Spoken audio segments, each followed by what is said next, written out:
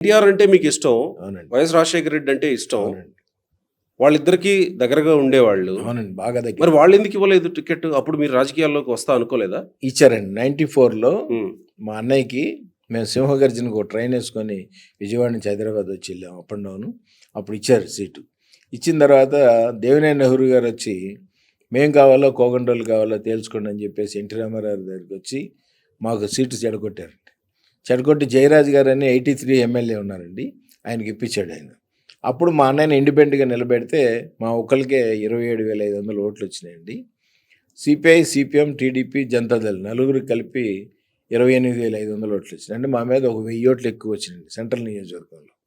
ఆ సందర్భంలో రత్నకుమార్ గారు రెండోసారి అంటే 94 రెండోసారి ఆ అమ్మాయికి 43,000 ఓట్లు వచ్చినాయి. ఆమె ఎమ్మెల్యే అయ్యారండి కాంగ్రెస్ పార్టీ.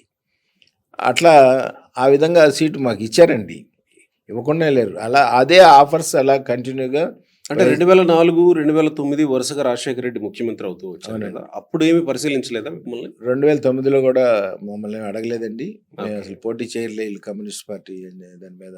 ఎందుకంటే వైఎస్ గారికి తెలుసండి, నేను కమ్యూనిస్ట్ అనే చెప్తానండి ఆయనతోటి. హ్మ్. ఏది మీ కమ్యూనిస్టులు కూడా మాతో కలిసిపోయారు కదా అని జోకులు కూడా కలిసిపోయారు వేస్తుంటారు. కదా! హ్మ్. కలిసిపోబట్టే మన 64 మంది పార్లమెంట్లో ఉన్నటువంటి కమ్యూనిస్ట్ పార్టీ ఎంపీలు హ్మ్. ఇవాళ 3-4 సీట్లకు పడిపోయామంటే హ్మ్. కాంగ్రెస్ పార్టీ తోటి కలవటం వల్లే మనం నష్టపోయామని చెప్పేసి తెలియజేస్తున్నాం.